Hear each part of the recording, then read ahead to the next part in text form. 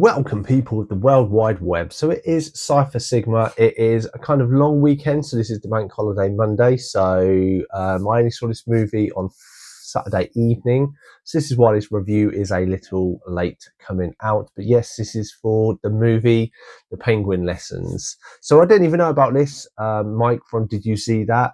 He did do a review on it, which I did see and was quite intrigued. And then my wife saw that there was a penguin film coming out. Was like, we definitely got to go see that because we love penguins. So hadn't seen the trailer, went in blind, but anybody who hasn't seen the trailer, will give you, essentially this is about a school teacher who goes to Argentina to teach English, and due to a set of circumstances befriends a penguin who then kind of comes back to the school to help him in his kind of journey of teaching, with a few twists and turns. The film is kind of half and half. It is quite a lot about the politics and everything going on in Argentina in 1976 and stuff. And it's kind of tied in with this story. This story is based on a real story. It is directed by Peter Cananterio, if I've got that right. He's most famously directed The Full Monty, also directed The Rocker, which is one of my quite sort of small films that I really, really like. So yeah, and not a massive cast. You have obviously Steve Coogan as Tom, Jonathan Pryce as Headmaster Buckle, and they're the two famous people that I knew out of this. All of them are lower actors and actresses that I've not seen that maybe come from the Argentinian background to portray these people. No, after the credits, it's 1 hour and 51 minutes, and I did like the movie, I will give you that much, but we'll go into it. So we'll bang the spoiler warning up and we shall get into this movie. So as I said, this starts in Argentina in 1976. There is a political uprising and a lot of stuff going on. Steve Coogan turns up at the school and he is the new English teacher. He is introduced to the headmaster Buckle, who's quite strict, and you find that he is a very, I wouldn't say lazy, but he travels around. He likes to kind of do what he wants. The kids are quite problematic in his English class, so he takes kind of the reserved step of that he will kind of let them get away with what they want to do. Within the first period of him being there, there's an explosion at the very beginning, which shows you kind of the war, what's going on in the outside worlds of this kind of private school in Argentina. And then because of, I think there's a coup or there's something that goes on, that they shut the school down for a week. So he, with the science teacher, decides to travel to a neighbouring area, and during a night out in a very raunchy club that supposedly he meets this lovely lady. They get on really, really well. They take a walk across the beach, and as they walk across the beach, you see that Steve Coogan steps in some oil, and then it's to show that basically there's an oil slick and all these dead penguins on the beach, all except one. The lady takes quite a fancy to him, and during her kind of persuasion, she persuades Steve Coogan to take it back, and they clean it up, and it kind of is given a new lease on life, so to speak. The lady find out she's married. She doesn't end up, due to the set of events that happen. She decides to go back to her husband. Steve Coogan bids by, and then he's stuck with his penguin. So he goes to release it the next morning on the beach. It then starts coming back to him. He releases it again, and then goes for a coffee, and then comes back to him, and everybody's like, "Oh my God, it's amazing! It's your penguin. Where did you get it from?" And then he kind of is very frank of how he found it. Unfortunately, the penguin is very much now attached to Steve Coogan's character, Tom.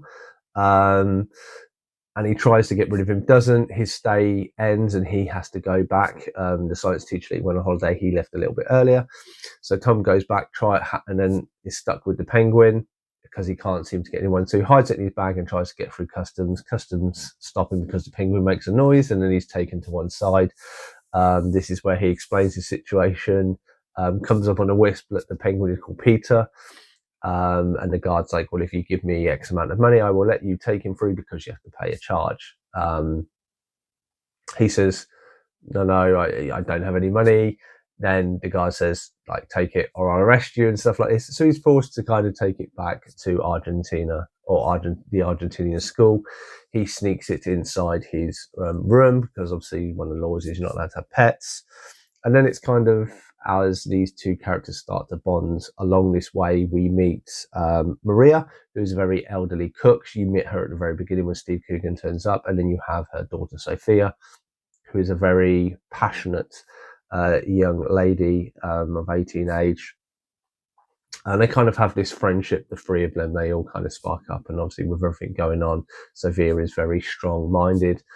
This culminates in an event very slightly on where basically what you assume is the police or some sort of agency basically take her on the middle of the street. Steve Coogan's character Tom doesn't step up to do anything because he is scared. And then basically this is happened. It's happening to people all the time. People are just kidnapping. Maybe they're saying the wrong thing, and this is how the government acted. It's not necessarily 100% clear, but that's what you would suspect. Then they try to instigate the school because she is a staff member, but technically because she's a hired staff, they don't really want to do a lot. This then leads Steve Coogan to kind of introducing the Penguin to his class. He finds that introducing Juan Salvador, as the Penguin is named by Sophia before she is taken, bonds with all the kids, and he kind of brings them out of their shell a little bit more. And when there are a few kids that don't get on for obviously reasons which isn't explained, but this kind of makes them all unified that they care about Juan Salvador.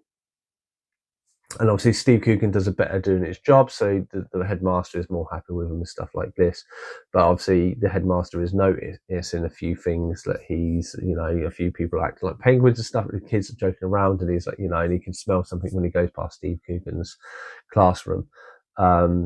This kind of leads to Steve Coogan trying to help Maria out because she wants to send a notice to basically find out where her daughter is. In between him trying to get rid of the penguin, and then when he sees kind of the living habitat of what the penguin would go to, kind of decides to keep him to himself, and they kind of have this little bond, which you don't necessarily know until the very end of the movie. What this then leads to is the penguin being discovered, Steve Coogan having to say everything to the headmaster, and there being some consideration that Steve Coogan's character would have to leave his job.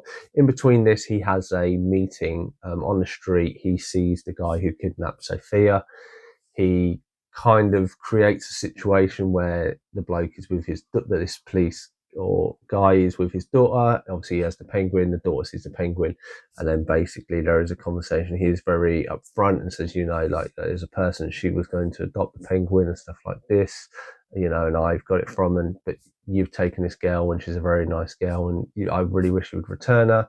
The bloke is then kind of very threatening towards him and tells him to walk away. He walks away with the penguin, and the next minute he's arrested. Signs that basically beaten up by the police or whoever, and then released the next day. On the back of this, with the penguin luckily being able to take him back to the school when he's arrested, the headmaster actually bonds a little bit of it, and this is where everyone loves kind of the penguin, and the penguin is instigated into more of the classes and stuff, and kind of becomes part of that school's year. Is in the photos, stuff like really, really nice penguin stuff. And then kind of leads to, after all these awards and something, Steve Coogan comes back to his flat to kind of say like Juan and everything, to find that unfortunately Juan Salvador has passed, which is quite sad. He has a kind of talking at the end of this. He digs a hole, and obviously everyone comes on to doing like a vigil.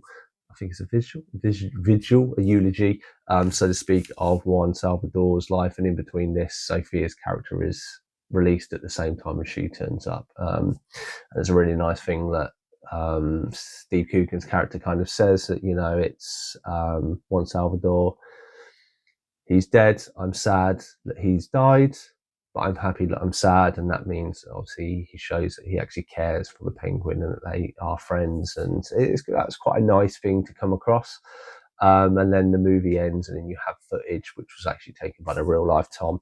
Obviously, Steve Coogan's in his 50s. Tom is the person he's playing is in his 20s, so that is a bit fictional. Sophia, she is never kidnapped. She's a fictional character in this, but they obviously bring in and they showcase at the end of all 30,000 people I think went missing in this period and war. So what did I think of this movie? I will rate this movie 5.5 out of 10. It's very mixed. It's not you kind of, I would expect you to enjoy this movie to know what you're going into. The political scene isn't necessarily great. Obviously, what you see is there's bombings, there's explosions, people are being kidnapped, not being able to kind of say what they say. That's the kind of side you see from the politics of what is going on. Now, the good part of this is when you see the Penguin and Steve Coogan's interaction with it and how they get on and they come together and stuff like this and become friends, and there's little nuances and stuff like this, and how Juan Salvador interacts with everyone is really, really great, really well done with the Penguin handling it. And the fact this is based loosely on a true, it's inspired by real events, I should say. That's what it is.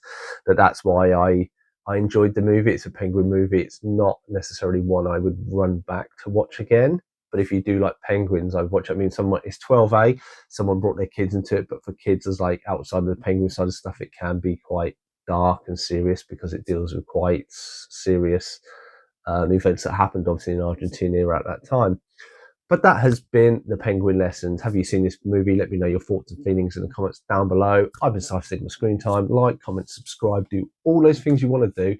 Hope you're having a lovely bank holiday or Easter, wherever you are in the world or whatever you celebrate, and I shall see you in the next one.